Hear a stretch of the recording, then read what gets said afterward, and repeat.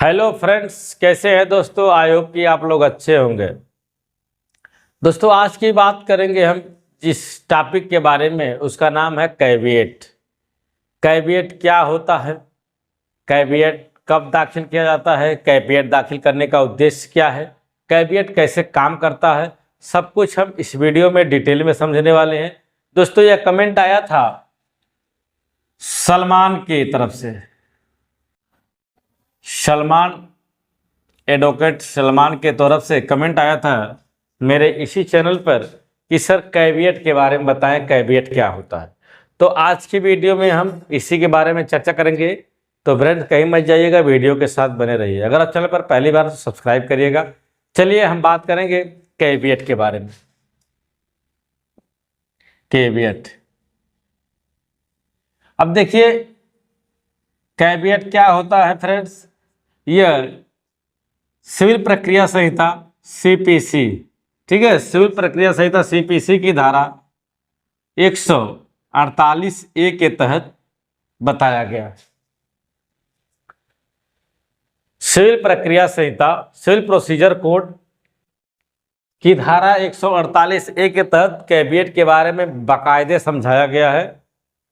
तो उसी के कुछ टॉपिक हम आपको आसान भाषा में समझाएंगे कि आपको आसानी से समझ में आ जाएगा। दोस्तों, किसी व्यक्ति को न्यायालय में सुनवाई के दौरान अपनी बात रखने के लिए अवसर प्रदान करता है कैविएट। जो कैविएट है, अब सुनवाई क्या होती है, जैसे मान लीजिए कोई व्यक्ति मुकदमा दाखिल करने जा रहा है और आपको नहीं पता है, ठीक है, ए व्यक्ति ए और बी के बीच में विवाद चल रहा है, किसका, जमीन संबंधित। ध्यान से देखिएगा, अभी सब स्पष्ट हो जाएगा कैविएट क्या होती है, कब दाखिल किया जाता है। देखिए, ए और बी के बीच जमीन का विवाद चल रहा है, विवाद, और ए धमकी देता है बी को कि मैं तुम्हारी जमीन को हड़प लूंगा किसी भी कीमत पे, या तुमको अपने खेत को जोतने बोने नहीं दूंगा, यह धमकी देता है। अब ए क्या करता है, सिर्फ धमकी देता है। अब बी को लगता है सच में अगर इसने मेरे जमीन पर कब्जा कर लेगा या मुकदमा करके स्टे ले लेगा तो मुझे समस्या होगी। क्या करेगा, अभी ये मुकदमा दाखिल नहीं किया है, ए ने कोई मुकदमा कोर्ट में दाखिल नहीं किया है, लेकिन बी को लगता है कि सच में मुकदमा दाखिल करके अगर स्टे ले लेगा तो मेरी सुनवाई नहीं हो पाएगी। तो यह क्या करता है, इसके जाने से पहले ही कोर्ट में जाकर के एक एप्लीकेशन लगाता है, एप्लीकेशन, और एप्लीकेशन में लिखता है कि श्रीमान महोदय, उस कोर्ट का नाम लिख करके कि फला फला निवासी हैं, फला बनाम, ठीक, कि महोदय मुझे शंका है कि यह व्यक्ति ए नामक व्यक्ति मेरी संपत्ति पर अराजी नंबर इतना इतना पर कब्जा कर रहा है, मतलब मुकदमा दाखिल कर सकता है। अगर यह मुकदमा दाखिल करके एक तरफा स्टे ले लेता है, इम्तिनाई निषेधाज्ञा ले लेता है, तो सर मेरा नुकसान हो जाएगा।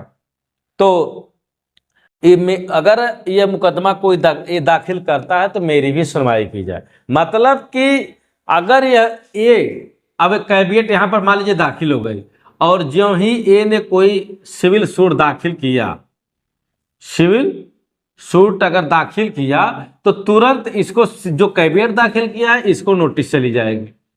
अब यहाँ पर सुनवाई नहीं होगी। क्या होगी, ए ने ज्यों ही सिविल सूट दाखिल किया, भाई सिविल सूट दाखिल करके स्टे ले लेता हूं इसकी जमीन पर, लेकिन तुरंत क्या हुआ, इस कैविएट दाखिल किया था, तुरंत बी को नोटिस चली गई। अब सुनवाई के दौरान ए और बी दोनों को सुना जाएगा, यानी कि जो भी फैसला होगा मेरिट के आधार पर होगा, दोनों की सुनवाई के आधार पर होगा। इसी को कैविएट कहते हैं। मैंने स्पष्ट व्यवहारिक भाषा में समझा दिया। कानून की भाषा में जब कोई व्यक्ति ये आशंका करता है कि उसके खिलाफ कोई वाद या कार्यवाही शुरू हो सकती है, तो वह इस धारा के तहत कैविएट दाखिल कर सकता है। न्यायालय में कोर्ट को सूचना देगा कि उसको भी सुनवाई का अवसर दिया जाए। और विस्तार जानना चाहते हैं कैविएट क्या होती है, दोस्तों, कैविएट एक याचिका होती है। क्या होती है, कैविएट एक याचिका होती है जो किसी व्यक्ति को यह आशंका होने पर दाखिल की जाती है कि उसके खिलाफ कोई वाद या कार्यवाही शुरू कर सकता है, और वह चाहता है कि न्यायालय उसे भी सुने और आदेश पारित करे। देखिए, मैंने बता दिया पहले, 148 ए यही कहता है कि अगर कोई व्यक्ति मेरे खिलाफ मुकदमा करने वाला है और मैंने कैविएट लगा दिया है तो कोर्ट मेरी भी बात को सुने, बिना मेरी बात को सुने हुए एक तरफा डिसीजन नहीं दे सकती है, ना ही सिविल सूट एडमिट होगा और ना ही स्टे ले सकते हैं। तो बात समझ में आ गई, यानी हमारी भी सुनवाई होनी चाहिए।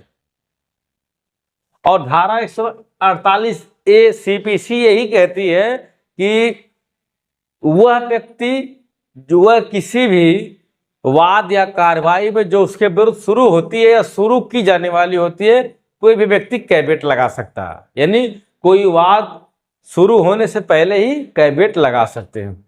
अब देखिए कैविएट लगाने का उद्देश्य क्या होगा। मान लीजिए आपने कैविएट लगाया, लेकिन कुछ तो उद्देश्य होगा लगाने का।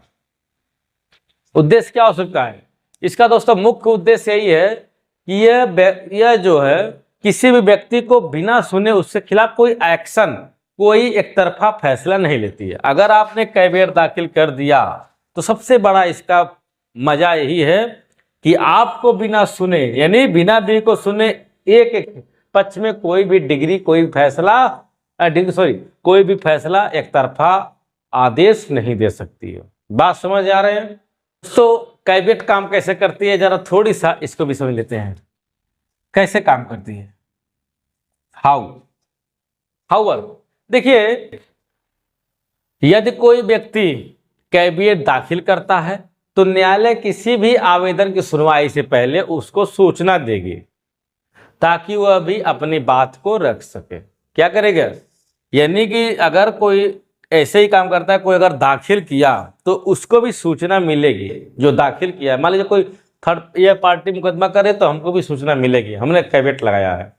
अब सबसे बड़ा क्वेश्चन कि यह प्रभावी कब तक, मतलब कैविएट कब तक प्रभावी रहेगी? आपकी जो कैविएट लगाए हैं आप, यह कब तक मानी जाएगी? तो फ्रेंड्स, कैविएट दाखिल करने की 30 तारीख तक, जैसे मान लीजिए आज आपने कोई कैविएट दाखिल किया है तो 90 दिन तक, क्या 90 दिन तक, आज की तिथि से 90 दिनों तक कैविएट प्रभावी रहती है। क्या रहती है?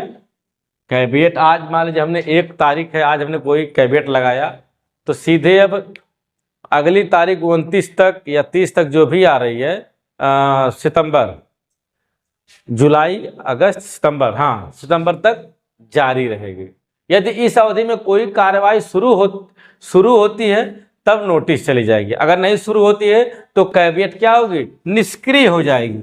अगर इस दौरान 1 से 90 दिन के बीच में कोई भी वाद दाखिल होता है, कोई पक्ष से, चाहे ए पक्ष से चाहे बी पक्ष से, अगर कोई वाद दाखिल होता है तो नोटिस जारी हो जाती है।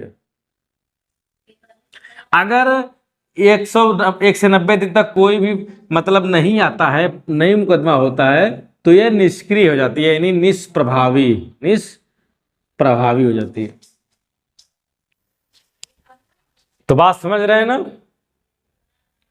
तो आई होप कि आपको कैविएट के बारे में संपूर्ण जानकारी मिल गई होगी मिस्टर सलमान एडवोकेट।